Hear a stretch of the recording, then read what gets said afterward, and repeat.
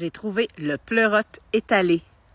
Le pleurote étalé, c'est un petit champignon blanc à chair mince qui va pousser sur du bois très pourri de conifères. Vous ne le trouverez jamais sur du bois encore en bon état ou sur un arbre vivant. Ça va vraiment toujours être sur du bois très, très, très moussu. Plusieurs personnes vont le confondre avec d'autres types de pleurotes, mais ça pousse sur le bois de conifères très pourri, le distingue vraiment bien des autres. Vous pouvez voir qu'il est en forme de langue. Je vais le cueillir ici pour vous le montrer, là. Regardez comme il est en forme de langue.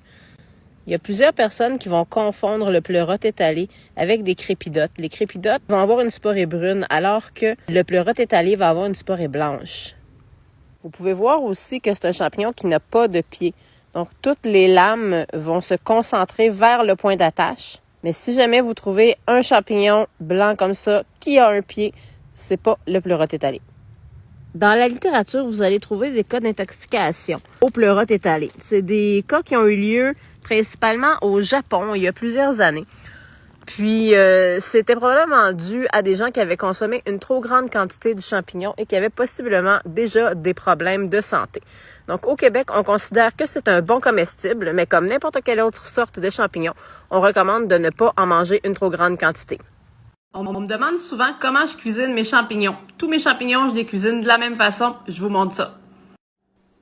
Ici, j'ai 3 petits cèpes d'Amérique qui poussent chez moi à la maison. Vous voyez qu'il y a encore de la terre sur la base du pied.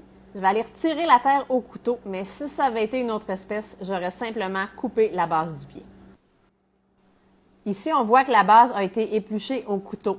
Ensuite, je vais aller les laver à l'eau parce que oui, c'est un mythe qu'on ne doit jamais mouiller des champignons. Maintenant qu'ils sont propres, je vais les trancher. Selon l'espèce, je peux faire soit des tranches, des demi ou des quartiers, mais ici, ça va être des tranches.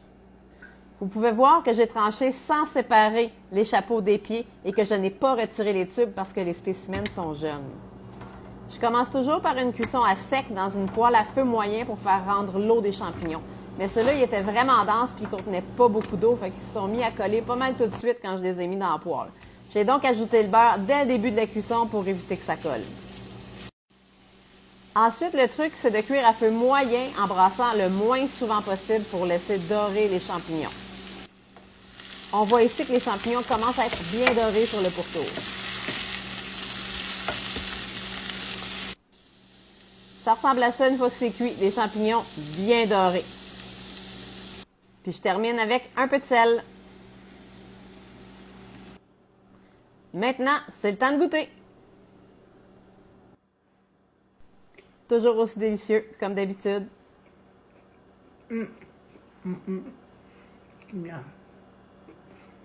J'ai trouvé des vestes de loup piriformes.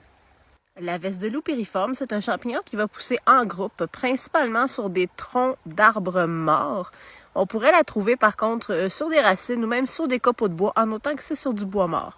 C'est un champignon qui est brun-beige avec une surface presque lisse, qui peut avoir parfois un petit pied comme celle-ci, mais parfois il n'y a pas de pied du tout. Puis c'est un champignon qui est comestible en autant qu'il est blanc jusqu'au centre. Donc je vais la couper en deux puis je vais vous montrer si celle-là est comestible. Vous voyez ici, c'est bien blanc jusqu'au centre. Donc quand on les trouve dans cet état-là, on peut les consommer. C'est un champignon qui est très commun à l'automne. Puis moi, je trouve que c'est un comestible qui est quand même intéressant parce qu'il demande très peu de nettoyage. C'est facile de préparation. Donc, pour les débutants, ça peut être quelque chose qui est quand même intéressant à goûter. Faites attention à ne pas les confondre. Il y a plus d'une vingtaine d'espèces de vestes de loup au Québec. On peut aussi les confondre avec des sclérodermes ou avec des bovistes. Je vais vous montrer un champignon très fréquent à l'automne quand il fait froid, la pésise citrine. La pésise citrine, c'est un tout petit champignon jaune vif.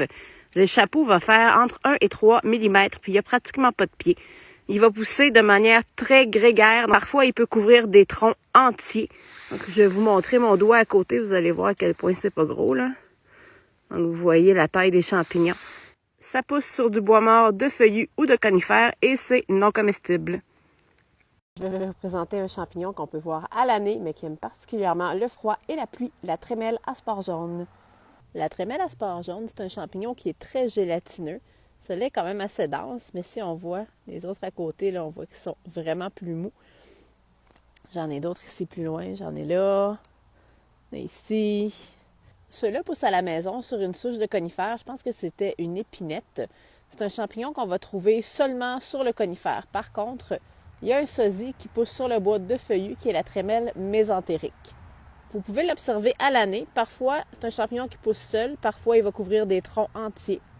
Là, présentement, ils ont cette belle couleur-là, jaune-orangé, parce qu'il y a plu hier. Mais quand ça fait plusieurs jours qu'il n'y a pas plu, parfois, on peut les voir sur les arbres. Puis, ils vont avoir une coloration qui va être plutôt orange foncé à rouge. Puis, ils vont avoir l'air pas mal plus sec. Puis, c'est un comestible médiocre. Moi, personnellement, je n'ai jamais goûté. J'ai pas vraiment d'intérêt. J'ai trouvé un excellent comestible d'automne, le pleurote en huître. J'aurais aimé ça vous montrer une belle grappe, mais il était tout seul.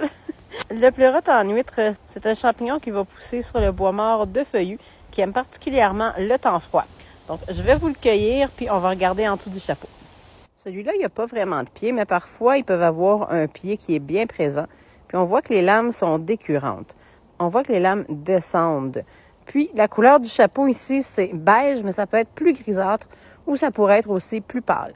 Souvent, il va avoir une odeur anisée, mais celui-là, il sent pas l'anis. Ça arrive souvent qu'il ne sente pas l'anis. Généralement, ils vont pousser en grappe, mais lui, il était pas mal tout seul de sa gang. Il pousse par temps froid, donc vous pouvez le trouver à l'automne assez facilement. Puis, il survit quand même assez bien au gel. Moi, j'en ai déjà trouvé le lendemain d'une journée qui avait fait -4 la nuit, puis il était encore super beau, puis il n'avait pas gelé. Donc, vous allez pouvoir continuer à en trouver facilement jusqu'à assez tard en automne. C'est un champignon qui va pousser sur le bois mort de feuillu, particulièrement les érables, les chênes et les hêtres. Et c'est un excellent comestible, c'est un de mes préférés. Checkez ça, ce que j'ai trouvé plus tard dans ma randonnée. Une belle talle de pleurote. Checkez ça, ils sont beaux. Oh my god, oh my god. Regardez-moi ça, ils sont beaux. Oups, je vais le récupérer, c'est sûr, je le laisse pas là, puis il y en a d'autres. Il y en a d'autres à côté. Je capote. J'ai trouvé un petit hygrophore d'automne super mignon, l'hygrophore remarquable. L'automne, c'est quand même assez difficile de voir les champignons qui poussent au sol parce que toutes les feuilles sont tombées puis la plupart des champignons vont être de la même couleur que les feuilles qui sont déjà au sol. Donc, l'hygrophore remarquable, c'est un petit champignon. Le chapeau peut faire jusqu'à 7 cm de diamètre, mais moi, ce que je trouve habituellement, ils vont plutôt faire autour de 2 cm. Puis, vous pouvez voir ici que le chapeau est jaune avec le centre qui est plus rouge-orangé. Quand ils sont plus jeunes, le chapeau va être orange foncé, puis il va pâlir en vieillissant. Donc, je vais en cueillir un. Vous allez voir à quel point c'est pas très gros. Puis, je vais vous montrer en dessous. Donc, vous voyez, les hygrophores, ils ont des lames assez caractéristiques, c'est-à-dire que les lames sont décurrentes. Elles vont descendre légèrement sur le pied, puis sont quand même assez espacées comparées à plusieurs autres espèces de champignons. Le chapeau est généralement visqueux. Lui, il l'est encore un peu parce qu'il y a plu il y a 2 jours, mais si c'était plus sec, le chapeau ne serait pas autant visqueux. Regardez, j'en ai trouvé des plus beaux ici. Ils sont un peu plus gros aussi. Vous pouvez voir, là.